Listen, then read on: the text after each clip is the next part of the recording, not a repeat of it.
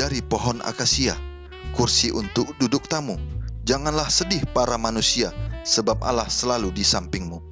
Shalom, saudaraku yang dikasihi Yesus. Kita bertemu kembali dalam renungan pagi hari ini, hari Jumat, tanggal 29 Mei 2020. Terima kasih untuk perhatian dan kebersamaan kita untuk mempelajari firman Tuhan setiap hari, baik pagi dan petang, untuk mendapatkan kehendak Tuhan yang selayaknya kita lakukan dalam kehidupan kita, dan biarlah nama Tuhan dimuliakan. Baiklah sahabatku sekalian, kita mulai ibadah kita dengan berdoa bersama-sama. Mari kita berdoa. Tuhan yang baik, yang penuh kasih sepanjang hidup kami, terima kasih untuk pagi yang cerah ini. Tuhan sudah membangunkan kami untuk dipersiapkan melaksanakan kehendak-Mu, memuliakan Engkau, hidup dalam kasih karunia-Mu.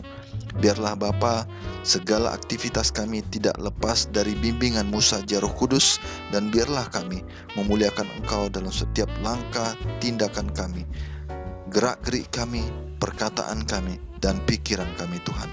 Biarlah kami jadi orang yang penuh kasih, menjadi orang yang memberi teladan, menjadi orang yang memberikan pertolongan, bantuan kepada orang-orang karena kasih setia-Mu yang melimpah dalam hidup kami, yang akan kami sebarkan ke seluruh muka bumi, sehingga banyak jiwa yang dibawa semakin dekat kepadamu.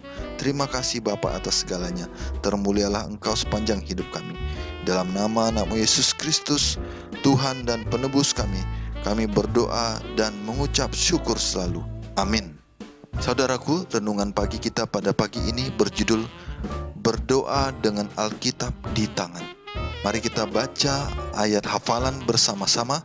Usahakanlah supaya engkau layak di hadapan Allah sebagai seorang pekerja yang tidak usah malu, yang berterus terang memberitakan perkataan kebenaran itu.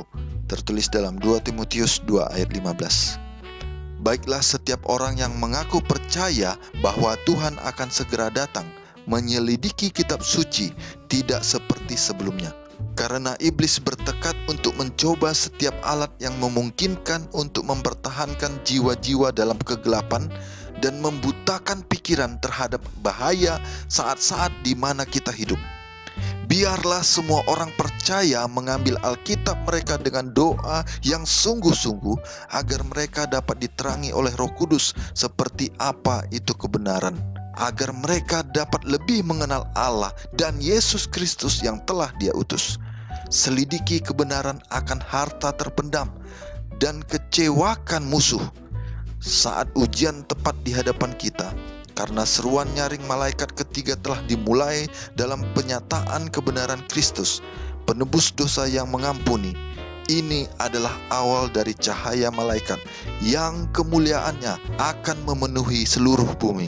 Karena ini adalah pekerjaan setiap orang kepada siapa pesan peringatan telah datang, untuk mengangkat Yesus, untuk memperkenalkannya kepada dunia sebagaimana dinyatakan dalam tipe-tipe, sebagaimana dibayangi dalam simbol-simbol seperti yang dimanifestasikan dalam wahyu para nabi, sebagaimana diungkapkan dalam pelajaran yang diberikan kepada murid-muridnya, dan dalam mujizat-mujizat yang indah yang dilakukan bagi anak-anak manusia.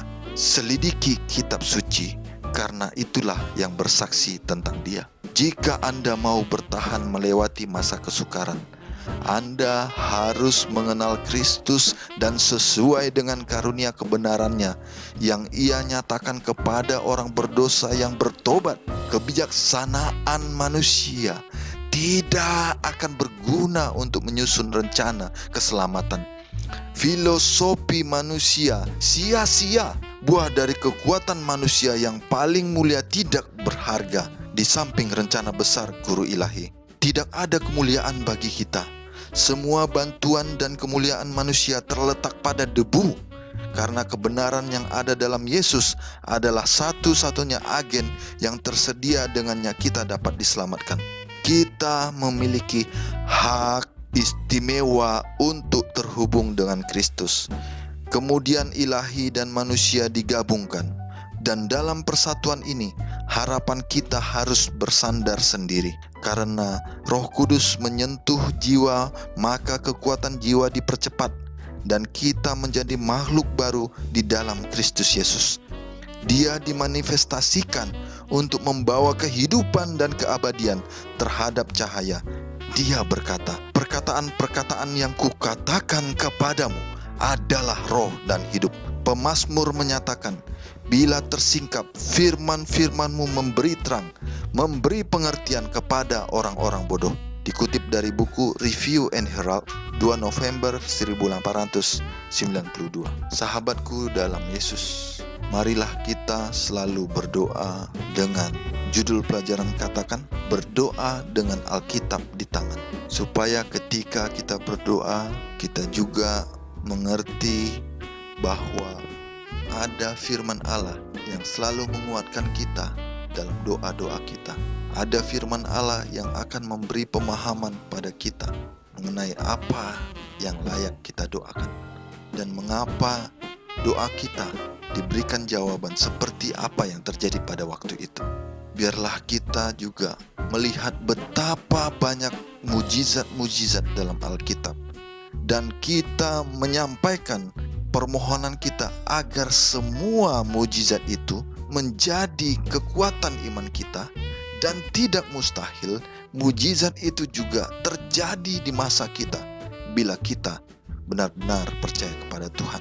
Tiada yang mustahil terjadi dalam segenap hidup di alam semesta ini bila Tuhan berkehendak.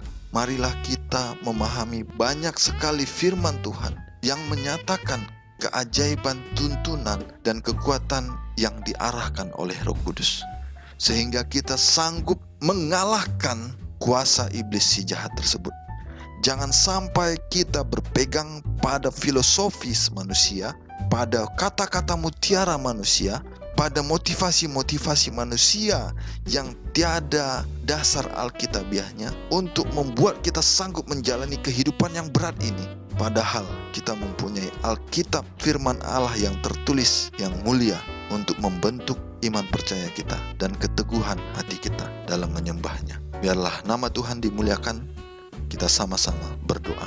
Tuhan yang baik, terima kasih Tuhan untuk segala yang terjadi dalam hidup kami.